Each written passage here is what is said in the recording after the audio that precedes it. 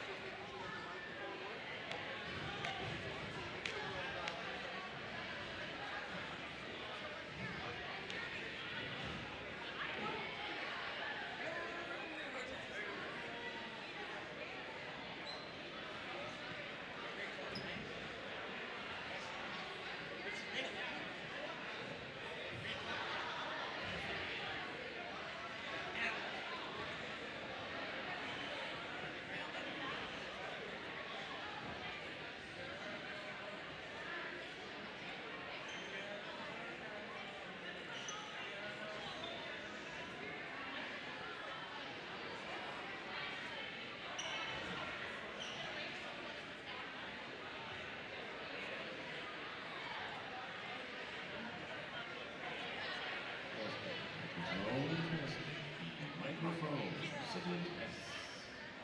Snakes slither through slippery sand.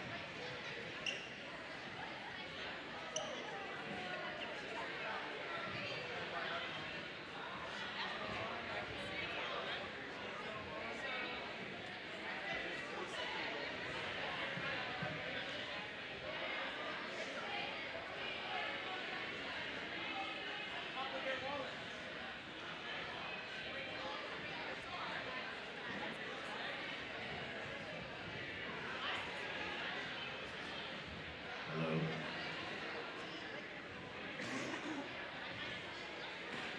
Mic check. Number 2. Hey, did you make me anything? What? Oh, Did you make me anything? Cheetah and Red. Yo, give me some. 2026. Oh, you actually?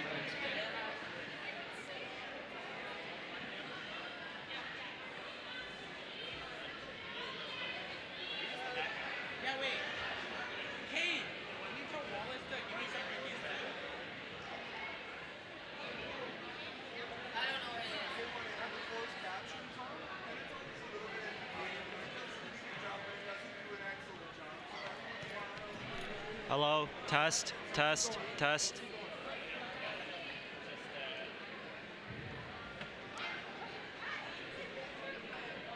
Test, test, test.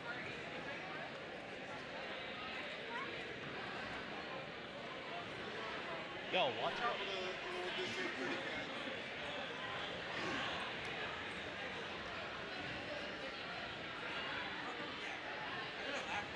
Test again.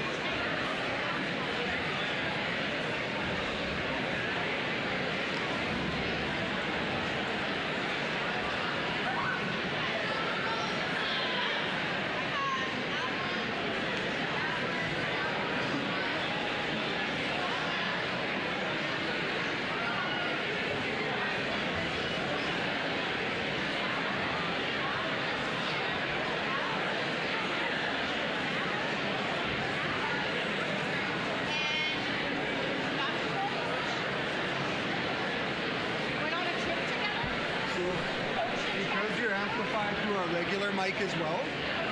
This one here should be able to pick that up, so you should be able to move. Okay. Yeah. And I'm not gonna go running around, but just kind of get stance or maybe to the left or right a little bit. So Whatever inspires you. If you start stage like crowd surfing, I'm here for it. I love it. I love it.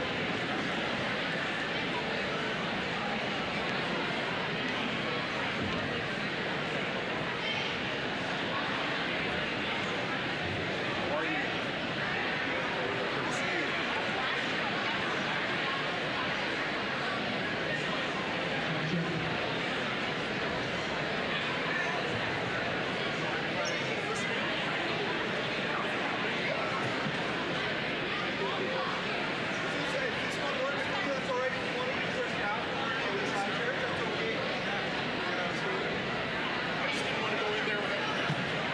Check, check. Oh, this one works.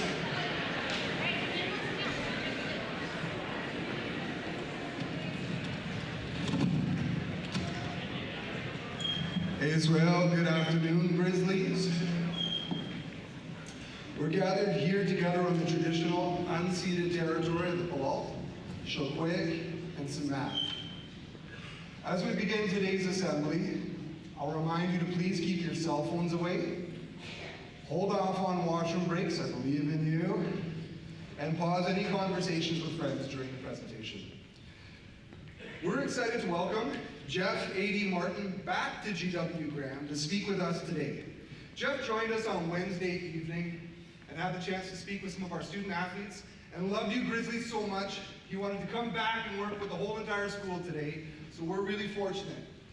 As students at GW Graham, you have the privilege of learning together in a growing community that offers us incredible opportunities to connect with new experiences, diverse cultures, and rich history.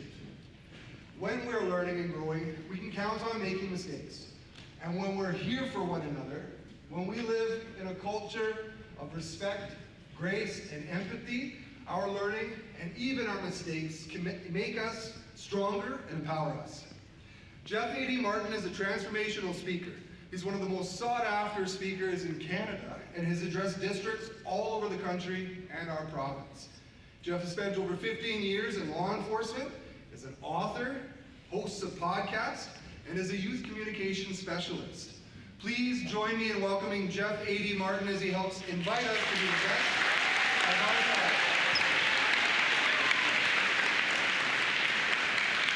Yes, yes, yes. My friends, how you doing today? Good, good. I'm excited to be here to get a chance to hang out with you. Shout out to the grade 12s in the theater. I'm so glad to be here to get a chance to hang out with you. Do me a favor, if you can, take one hand and put it in the air, if you can. Take that same hand and put it over your heart. Repeat after me. I am worth it. I am worth it. I am enough. I am worth it. I am enough. Turn to someone beside you, say, you are worth it. You are enough. I love that. Give yourself a round of applause for that.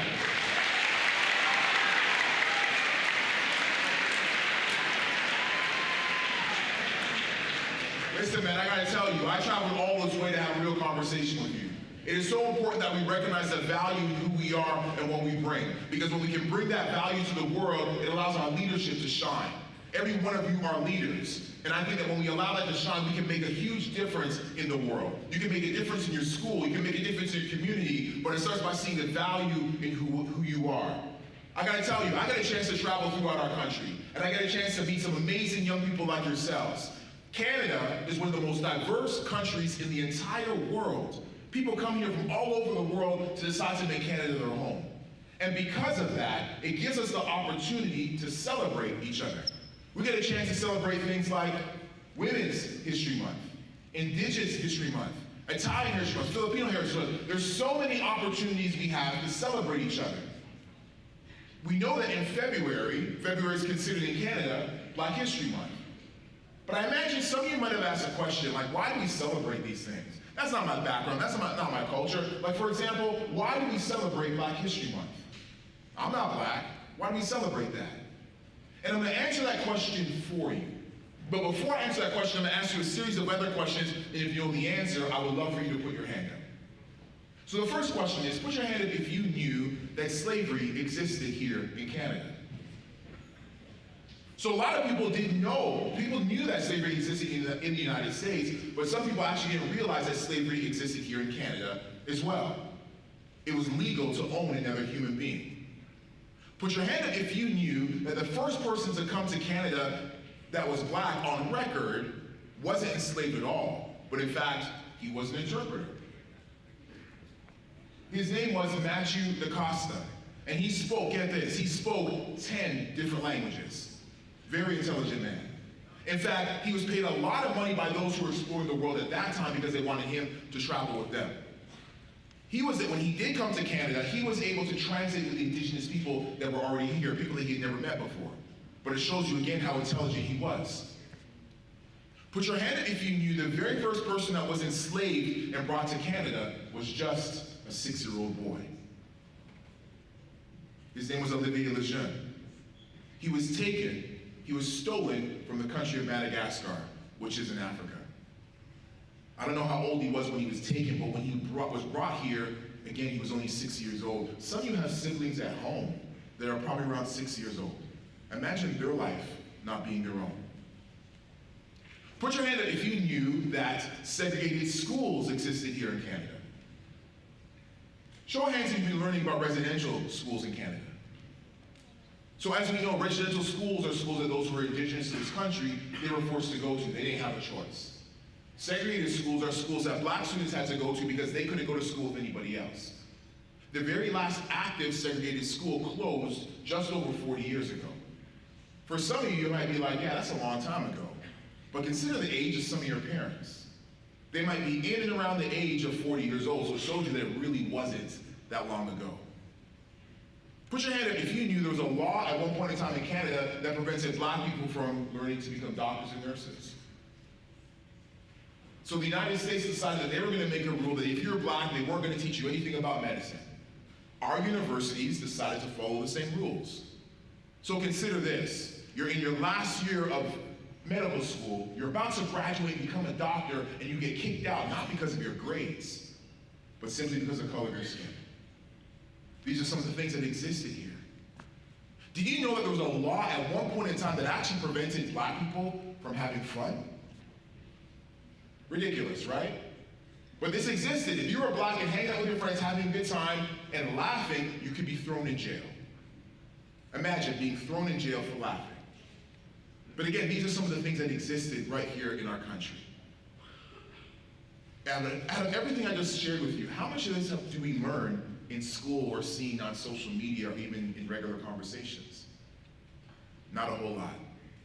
So it goes back to my first question. Why do we celebrate Black History Month, but not just Black History Month? Why do we Canadians take the time to celebrate Indigenous History Month, Women's History Month, Filipino Heritage Month, Italian Heritage Month? The list goes on and on. Why do you take the opportunity to do that?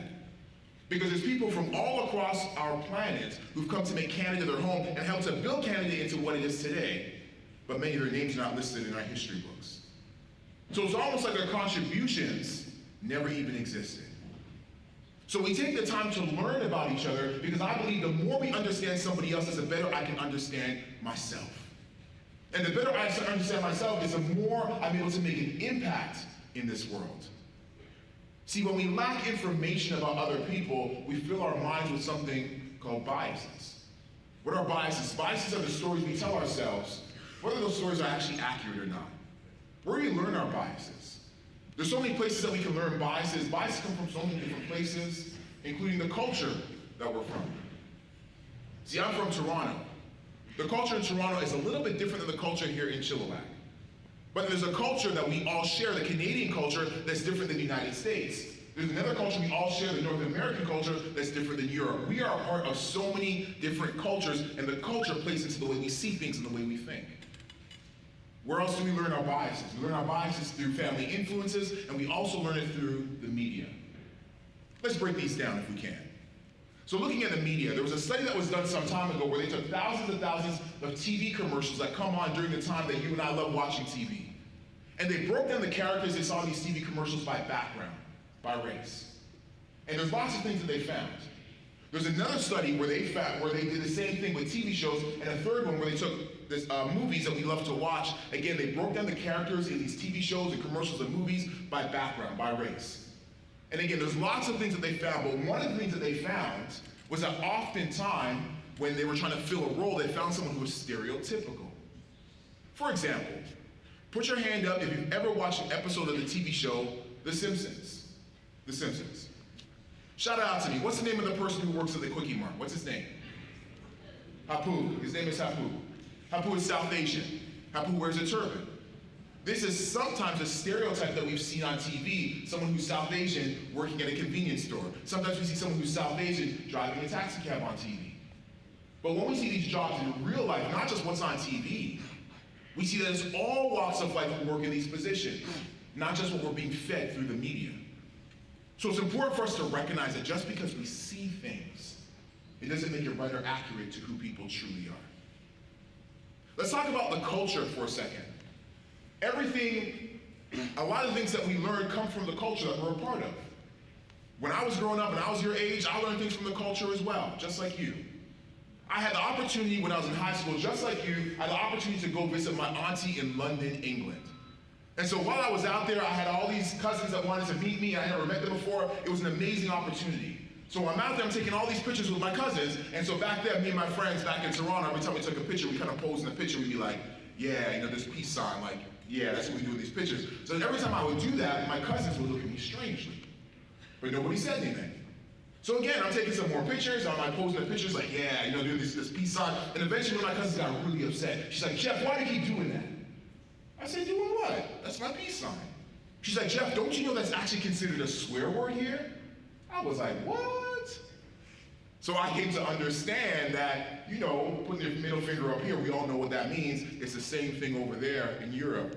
But I came to find out that putting your fingers like this over there is actually considered a swear word, and if I was going to do the peace sign, I had to turn it the front way. See, I wasn't intending to offend anybody, of course. But my culture taught me one thing, and their culture was different. Just because we learn something, it doesn't necessarily make it right or accurate to who people are. My friends, we get a chance to go to a restaurant. We get a chance to sit at a restaurant, we're all hanging out at the restaurant, having a good time, and then the table beside us, someone's making all these noises.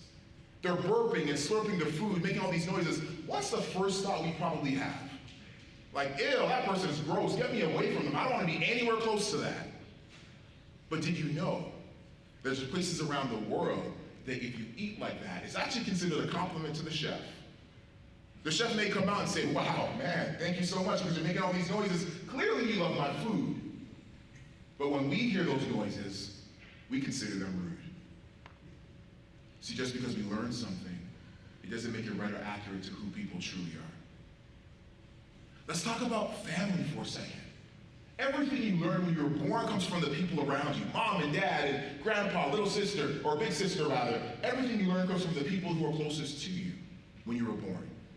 But we also have to recognize that just because it comes from the people that we love, sometimes it isn't accurate either. A couple years ago, I get a chance to host an amazing online Zoom class with amazing high school students just like yourself from all across Canada. And so every week, a bunch of students would come on, I get a chance to teach and show them a bunch of stuff. And there was one young woman that was on this Zoom call. Different background than me, different complexion than me. And every week she'd come on the call, she'd learn a bunch of stuff, and then she would tell her dad about everything she learned. The next week again, she learned a bunch of stuff, again, tell her dad about everything she learned. Her dad said to her, do you mind asking the teacher, asking Jeff, if I can listen in? Because I'll be honest, you're telling me these things, I've never heard these things before. Like, you're teaching me things I don't know. I would love a chance to learn as well. So she asked me, she said, Jeff, do you mind if my dad listens in? I said, absolutely. I'd love to help your dad any way that I can. So the very next week came, a bunch of people logged into the call. I saw that she logged in, and within about 30 seconds, she logged off. Afterwards, I reached out to her and said, hey, what's going on? Did your internet go down? Like, what's happening? She's like, oh, Jeff, man, I don't even want to tell you. I said, what's happening? What's going on? She said, Jeff, it's my dad. He saw you. He saw the color of your skin. And he thinks that you're nothing more than a criminal. Okay, I said. I said, can you tell your dad that I've been working with students for over 10 years? Can you tell your dad that not only do I work with students, but I've worked as a police officer, and I'm here to protect and serve, not to hurt and harm. Can you tell your dad that? She said, Jeff, I've been telling my dad all of this, trying to convince him, but he just can't see past the color of your skin. See, I share this with you because I want you to understand something. This didn't happen in like 1802. This didn't happen in 1991. This happened just a couple years ago with a family who lives right here in Canada. I gotta tell you this though, I'm so proud of that young woman. Because despite what her father was trying to tell her about me and the color of my skin, she was able to see me for me. But when I think about that situation, it drives me to ask you this very next question. And I don't want anybody putting their hand up. I don't want anybody nodding in agreement. I simply just want you to think about your answer. Like that young woman and what she heard her father say about me and my skin color, have you heard that type of language in your house? Have you heard grandma or grandpa make fun of somebody's religion or body weight? Have you heard uncle or auntie make offside or racist jokes? Because this is the thing we gotta understand. You see, sometimes when we get together as family, everybody's hanging around. Like if you get together as family, maybe it's a birthday, maybe it's a barbecue, whatever it is, and everyone's hanging out, everyone's having a good time. The older people are there hanging out, the kids are running around, the barbecue's going, everyone's having a good time. And then dad starts to make those racist jokes again. Or uncle starts to make those offside comments. And we all look at each other like, man, that's just dad, that's just uncle, that's just auntie, just ignore them. But while we ignore them, the babies in your family are in the room. The babies are paying attention. And all of a sudden, those offside jokes becomes the baby's jokes. All of a sudden, those comments you've heard all your life from grandpa becomes your comments. It is so important, my friends, that we recognize that sometimes the information that we hear from those that we love, sometimes the people that we even die for, we have to recognize that sometimes even that information isn't right or accurate to who people are. And so when we lack information about another group or culture or someone that's different than you, we make judgments on them. So for some of us, I show you a picture like this, and I ask you, what are your thoughts? And for some of us, we might think drug dealers, gangbangers. We make assumptions for some of us. But when I show these guys in a different light, you actually see that they're doctors doing a lot of great work in their community. I show you a picture like this and I say, which one is the athlete? For some of us, we might make the assumption and say it's got to be the guy with the ball. Meanwhile, he's just an actor. The other guy is Yao Ming, one of the greatest basketball players to come out of China and to play in the NBA. I show you a picture like this and I say, what do you think about this individual? Very unassuming. You might see her at the park, maybe the grocery store, no big deal. Meanwhile, she's one of the richest people in the entire world. I show you a picture like this and I ask you the question, which one do you think is a criminal? And based on the assumptions that we sometimes make, we might say it's got to be the guy with the tattoos and the gun. Meanwhile, he's a self-made millionaire. He's holding a gun because, like a lot of people in the US, he's a gun enthusiast. The other guy who looks like your everyday college kid, who looks like, a kid just down the street, years ago he went into a church and killed a bunch of people after praying with them. You see how wrong we can be when we make assumptions about people? You see how incorrect we can be? My friends, I just showed you a bunch of pictures, but really, it's not fun and games when we're talking about people like this. It's not fun and games when we're talking about individuals, people who just want the best out of life, like you and I believe we have a responsibility for each other and to each other. When we look out for each other, that's how we make our world better.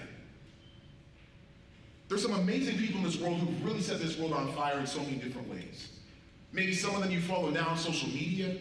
Some of them are back in history and done some really awesome things. How different would our world be if some of those people decided that they were going to listen to their own haters and doubters? Like, for example, How different would our world be if somebody like Viola Desmond decided that she was going to give up? Now, I know for a lot of you don't recognize the name, but I know you certainly recognize her face on our Canadian $10 bill. You see, in 1946, Viola decided that she wanted to go see a movie at a movie theater in New Glasgow, Nova Scotia, which of course is here in Canada. And so she bought a ticket, she went inside to the theater and sat down right in front of that screen. An employee came over and said, "Ma'am, you can't sit here." She said, "Why?" He said, "People who look like you, people who look like me, are not allowed to sit below. You have to sit in the balcony. That's the rule." Now understand, my friends, that wasn't the law in Canada at that time. That wasn't the law in Nova Scotia at that time, but businesses were allowed to create their own rules, and they did so trying to keep people separated based on the color of our skin. So Viola didn't think it was right, so she tried to buy a ticket for where she was sitting, but again, they wouldn't sell it to her, so again, she went right back in front and sat down in front of that screen. That day, the theater was nearly empty. They could have allowed her to sit anywhere. The employee came back over, but this time he had a police officer with him. That police officer grabbed Viola and dragged her through the theater, and dragged her through the lobby, and dragged her outside, and threw her in the back of the police car where she got taken to jail for one night. Oh, for where she was sitting, y'all. The next day she got out of jail, and she was found with being charged with a criminal offense. You see, the ticket that they sold to her for the balcony had a tax of 2 cents, but where she was sitting below had a tax of 3 cents. So they charged her with trying to defraud the Canadian government of 1 cent. She didn't think it was right, so she decided to fight it in the court of law. And when she fought it, she received death threats, people who didn't want to see the law changed. But she decided that it was worth the fight. And so she continued to fight it in the court of law, and ultimately she was unsuccessful. As time went on, she got older and older, and ultimately she passed away.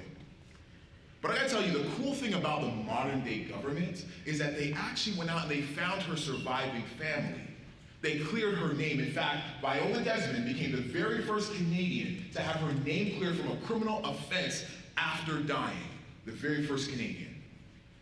And of course, my friends, as you know, she now stands on our Canadian $10 bill. My friends, I'm gonna ask a favor of you, and I ask this favor of every audience I get a chance to speak in front of. You know that gold coin that we have that's worth $1? What do we call that? Oh, I'm sorry, I couldn't hear you. What do we call that? A loonie. The second one is worth $2. What do we call that one? A toonie. I'm gonna ask this favor of you.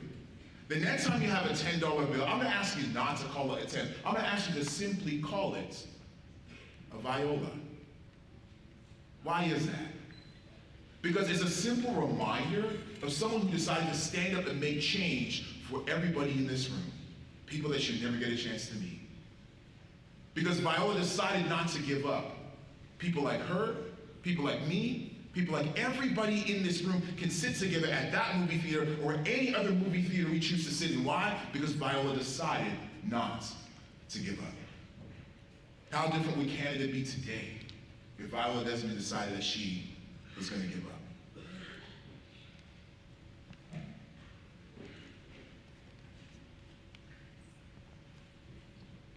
This term right here makes some people feel uncomfortable.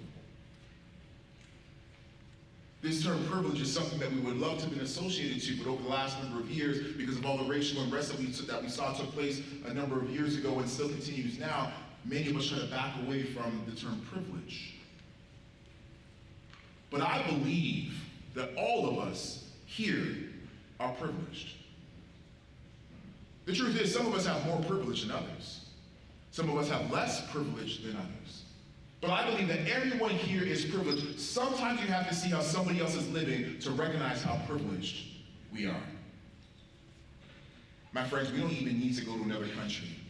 Let's go to some of these places where some of our indigenous brothers and sisters are living. You turn that water on and see how black that water is coming out.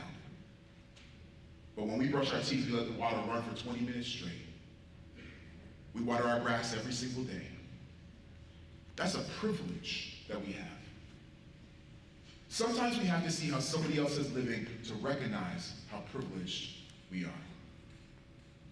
And you see, my friends, because we're human beings. We believe we're the superior beings on this planet. So we do what we want, when we want. We don't care about the trees, we don't care about the plants, we don't care about the animals, and we allow our privileges to affect them. Because we don't want to throw out our trash. That's a privilege that we have that's affecting others. See, right now we have the opportunity to be in this warm gym. Some of us have some real cool clothes on. Some of us have some real expensive cell phones in our lockers or in our pockets. Sometimes we have to see how somebody is living at this exact moment to recognize how privileged we truly are. This picture here is less than 2 days old. Sometimes we have to see how somebody else is living to recognize how lucky and how truly blessed we truly are. But I believe when we can start to recognize our privileges and use them to help other people, it now becomes our superpower. When we can recognize our privileges and use them to help other people, it now becomes our superpower because we're using it to help others. For example, when I want to go to a restaurant, the first thing I think about is what's on the menu.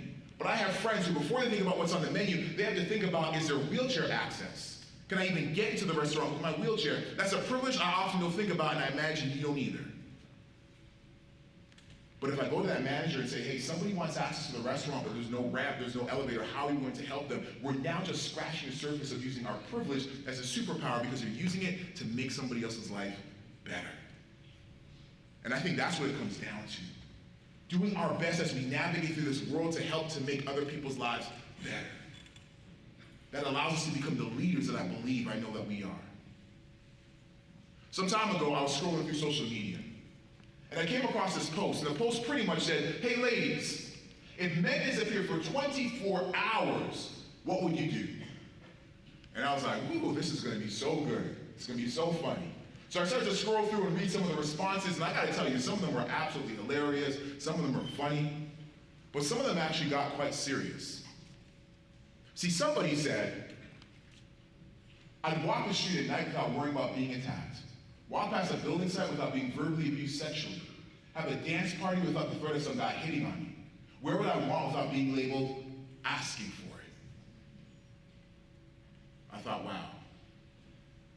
Someone else said, I would go to a 24-hour gym, gas station, Walmart without fear, have a couple drinks by myself, take an Uber or Lyft home without concern. Basic safety.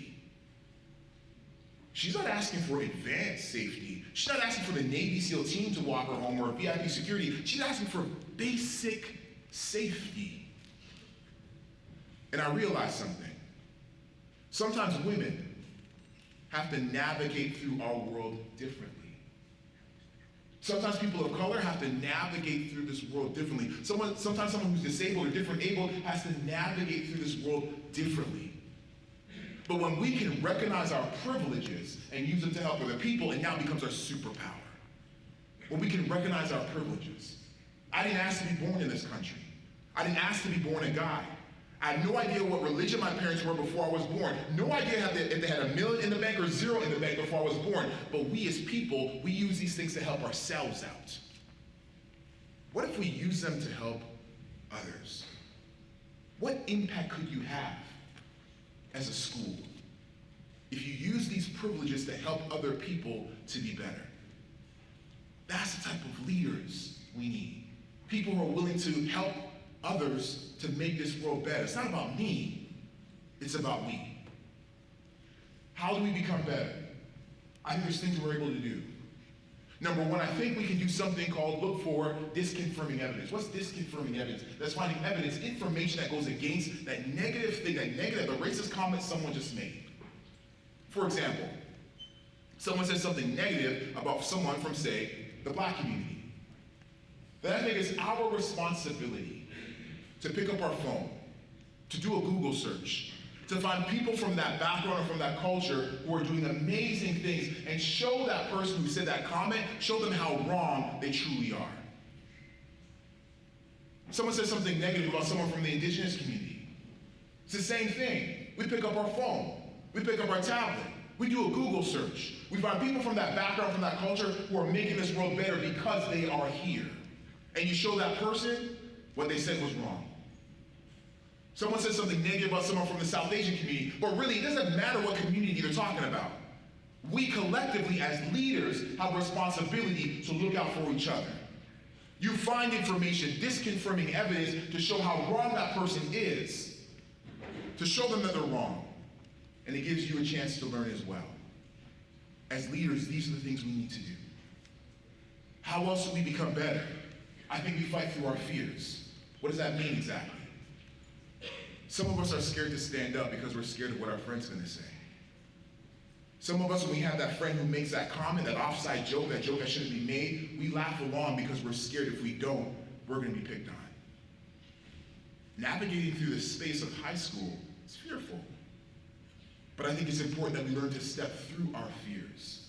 If we're gonna be that leader that this world needs, that your school needs, that this community needs, we have to learn to step through our fears. Step through what makes you scared. And show the world how amazing you can be.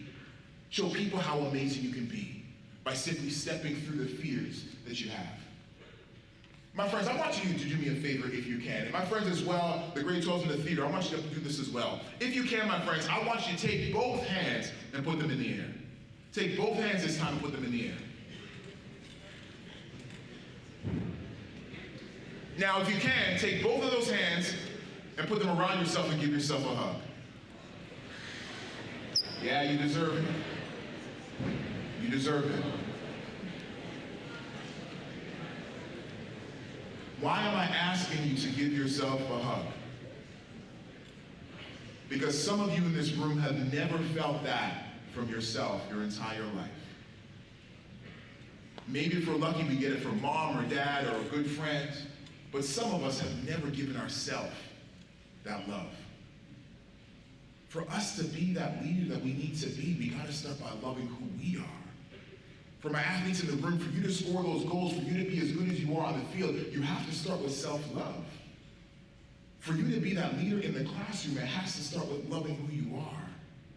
And from there, we give that extra love we have to others. That's how we stand up to make change. It starts by loving who we are. You know, I got a chance to kind of stand on the side, and I saw when a lot of y'all came in the room, and some of you came in, you're like, yo, let's go, let's get this party started, you know what I mean? You have a lot of swag, you came in, ready to go. Some of you came in a little bit more quiet, a little bit more reserved, and that's okay as well. For those of you who have the confidence, I'm just curious, like, when did you realize your own value? When did you realize you were worth it? When did you realize that you were enough? Some time ago, I got a chance to speak at a school. And at the back of the room, there was a young woman, she was in a wheelchair. Her name was Amanda. Amanda, afterwards, she came to me. She said, Jeff, I have a question. I'm like, yeah, absolutely. She said, Jeff, I just want to know, when did you know that you were worth it? I thought, wow, that's a powerful question. And I wanted to know her answer. So I said, listen, I know you just asked me the question, but I'm going to turn it back on you before I answer. When did you know that you were worth it? Amanda said, as she sat in a wheelchair, Amanda said, when I was born, my parents were told I wasn't going to live past 5 years old. But I'm a teenager now, she said. She said, I've been through so many surgeries in my life. She said the last surgery that I was in, I remember opening up my eyes and looking around, I saw that I was surrounded by family, and all I could do was smile. She said the doctor was in the room, the doctor came over with a worried look on her face. Amanda said, Doc, what's wrong? The doctor said, Amanda, you died on that operating table. Your heart stopped beating. We had to revive you. The doctor said, Amanda, I gotta tell you, you absolutely inspire me. I know the problems that you face. I know what your illness brings. I know all the stuff that comes with depression, the anxiety, all that stuff. But no matter what it is you're going through, no matter what pain you are in, you always find a reason to smile. She said, Amanda, I gotta tell you, you are my favorite patient. Amanda's telling me the story. She's got tears in her eyes. She's like, Jeff, this is a doctor who's worked on so many people around the world, and I'm her favorite patient. She said, I'll be honest with you, I don't know how long I'm going to live. She said, I don't know if I'll live long enough to fall in love. But she said, it was at that moment that I knew. When the doctor said that to me, it was at that moment I knew that I am worth it. I gotta tell you, man, I went home that night. They never left me. I went home voice played in my head. I'm in bed trying to sleep, and Amanda's voice is saying, I am worth it, I am worth it, I am worth it, I am worth it. A couple weeks later, I go to another school. I get this amazing motivational presentation. I'm doing my thing. As I'm leaving, there's a fight that breaks out. I'm like, how does a fight break out after my amazing motivational presentation? What's up with these kids, man? So I go to see what's going on, and the principal, she grabs him, the boys were fighting, and she throws him in the office. I'm like, what's happening? She's like, man, that's Andre. He's always fighting. I said, what's going on with Andre? She said, man, what's not going on with Andre? She said, Andre was abandoned as a child. He doesn't know who his parents are, even if they walk by him on the street. So I went in the office. I took it on myself. I went in the office, I closed the door behind me. Andre was on the other side of the room. I gotta tell you this, Andre was a big boy. Andre was the captain of his football team. He was taller than me, he was bigger than me. Again, captain of his football team. I made sure there was a desk between me and angry Andre. I said, Andre, I got something I gotta tell you. He said, what? He more said, what? I said, Andre, I just wanted to tell you, man, that you are enough. He said, what? I said, Andre, you are brave enough. Andre, you are bold enough. You are brilliant enough. You are good looking enough. Everything you need is already inside of you. You are enough. Andre started running towards me. And for a second, I thought I was gonna have to fight a kid. But when Andre got to me, he jumped into my chest and he cried for about 10 minutes. Captain of his football team, one of the biggest kids in the school, and he cried for about 5 minutes. And I had Andre repeat, I am enough. I am enough. I am enough.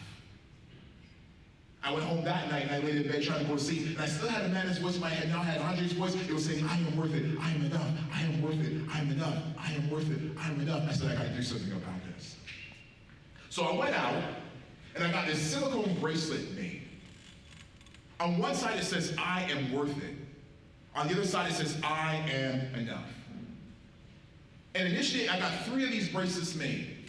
And as soon as it got delivered to me, I went all the way to Amanda's school and I told her all about Andre. Then I went all the way to Andre's school and I told her all about Amanda. I said, listen, we are the only 3 in the entire world who have this bracelet. I gotta tell you though, I've had to get my bracelet remade over and over and over and over and over and over and over again.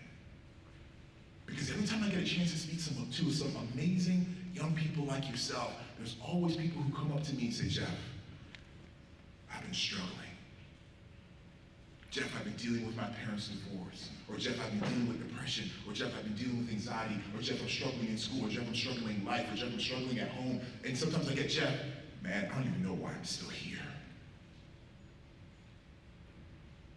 And I end up taking off my bracelet and handing it over just as a simple, small token of a reminder to let that person know that you are worth it and that you are enough.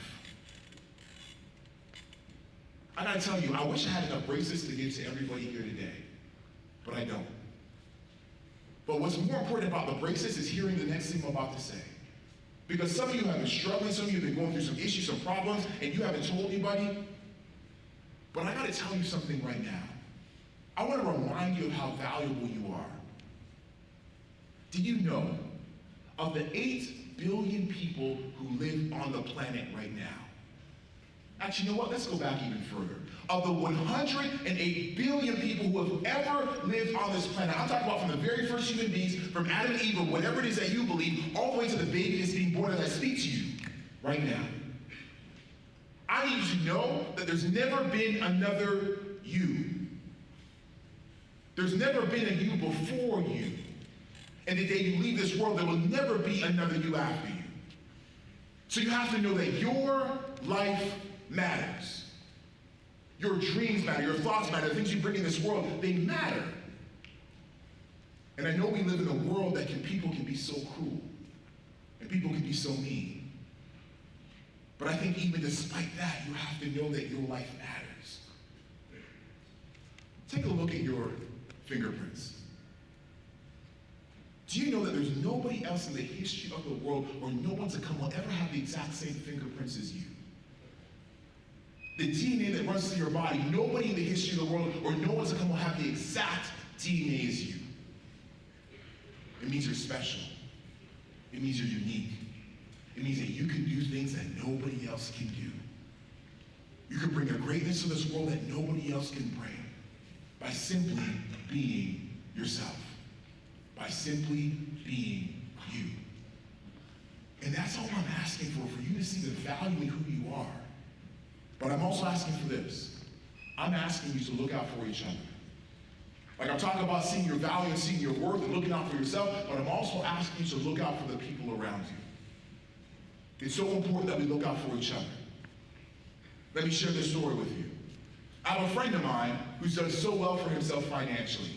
My man has this huge house, it's pretty much maybe half the size of this building. Like he's done so well for himself. And in the back of his backyard, he has a pool that's pretty much an Olympic-sized pool. He's done well for himself. And so one day he's like, yo, Jeff, bring the family over, let's have a barbecue, let's hang out. I'm like, yeah, let's do this. So I load up in the car, my wife's beside me, my kids are in the back, we're driving around, we get to his street, we pull up on his driveway, and my kids are like, whoa. They can't believe how big this house is. I can't believe how big this house is. Now I gotta tell you, my friend's like, Jeff, I don't care about you, man. I'm gonna spoil your kids. So he goes to my kids, he's like, hey, listen, kids, whatever you want, you can have lollipops, you can have ice cream, you can have candy bar, whatever you want to have, whatever you want to do, you can do. You can go swimming, you can go play Lego, you can go bowling downstairs, you can go to the arcade, whatever you want to do, you can do. And my kids are like, ah! They lose their minds, they're running in different directions. My middle guy, he's 10 years old.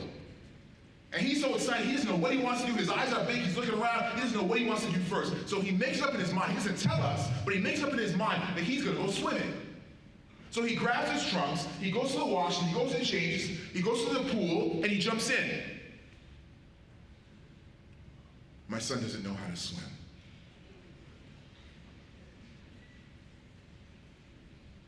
See, if you were at that barbecue, you would have smelled the barbecue, you would have heard the music, you would have saw everybody having a good time. If you looked in the water, you would have saw my son bobbing in the water. And they say when somebody's struggling in water, it actually looks like they're having fun, but they're struggling trying to save themselves. Because I knew my son's swimming levels, I actually know that he was on his way to drowning.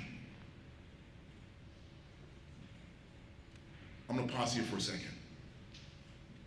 Because some of you come to school, you have friends, you laugh with them, you joke with them, the friend looks like everything's going okay.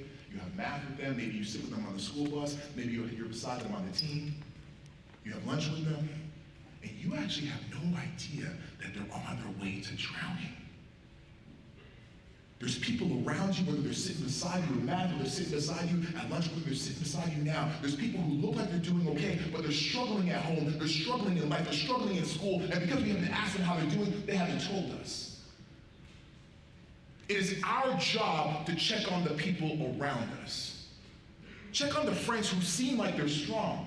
Check on that friend who used to be really talkative, but they've gotten quiet. Check on the person who's been going through some stuff. Check on your neighbor who you haven't seen in a while. Check on the elderly neighbor who maybe needs some help. Check on the people around you.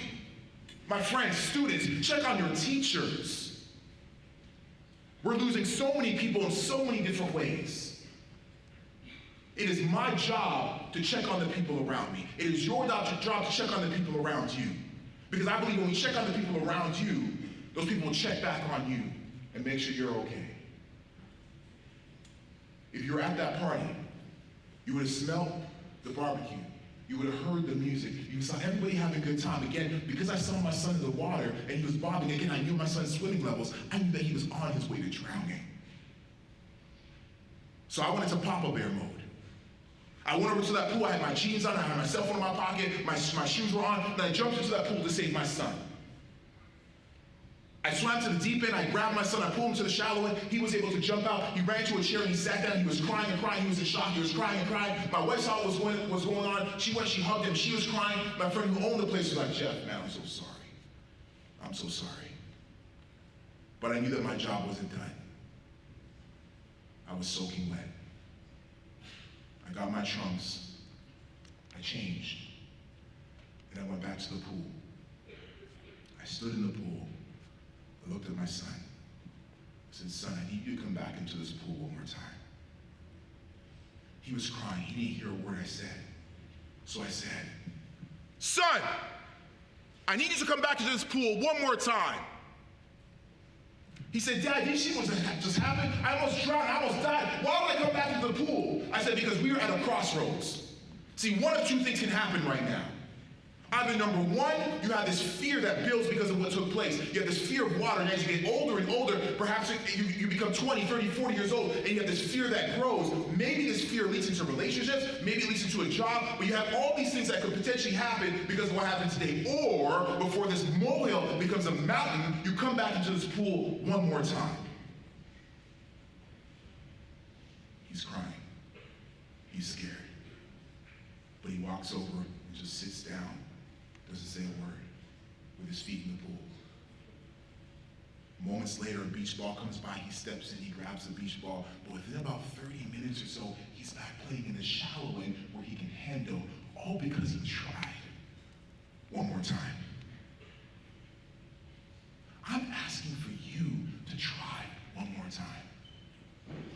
Some of you are thinking about quitting that team.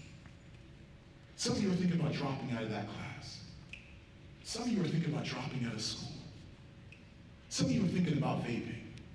Some of you are thinking about trying alcohol. Some of you are thinking about joining that gang.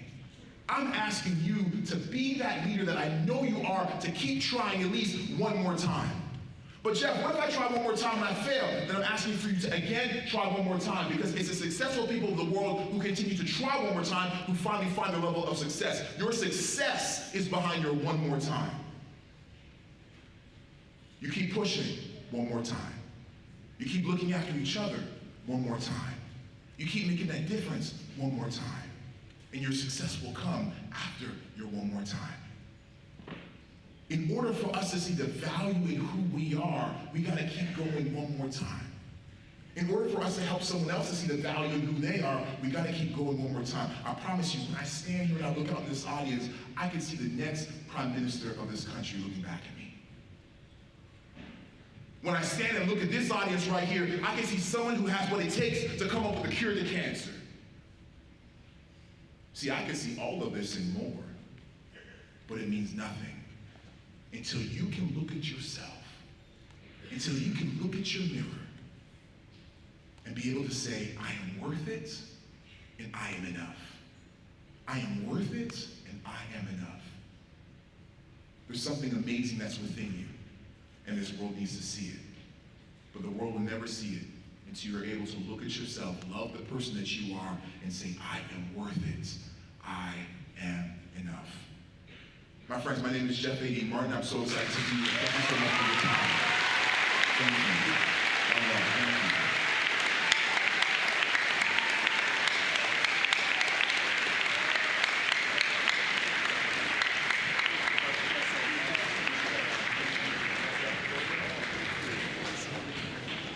Thanks so much, Jeff. Appreciate you joining us here today. As Jeff started talking about Canadian culture, talking about culture, Canadian culture, North American culture, European culture, and could not help with your strong message today, Jeff, dialing it back and thinking about our school culture. And appreciate each and every one of you taking the time today to stop and listen to the stories and the important message that Jeff sent us today. Just let you know, every single day we come through the school, we set the tone for our school culture. I loved even just a little piece earlier today, where an elderly couple came in, and I know they were here for volleyball, to watch probably their grandchild play volleyball. One of our students, they looked a little lost, one of our students just helped them go to the gyms over there. Every single day we come through the door, we make decisions about our school culture. So thank you so very much, Jeff, about your message today. And I challenge everybody that when you leave here, you're gonna have a wonderful weekend. You come through a door every single day, you make decisions that's right for our school culture. Looking out, yeah, I love it. That's G.W. Graham. That's G.W. Graham. You guys are the best. Another one who's the best is Jeff. A round of applause, Jeff. Thank you so very much for joining us at G.W. Graham in our community.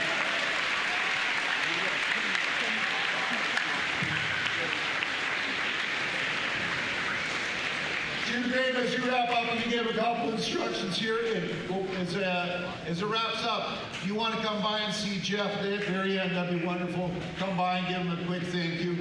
there, or just if you have a story or a couple questions, see him. All our students in the theater, you can give a couple instructions here to help us out. So we have a volleyball tournament happening, so we need some helping hands.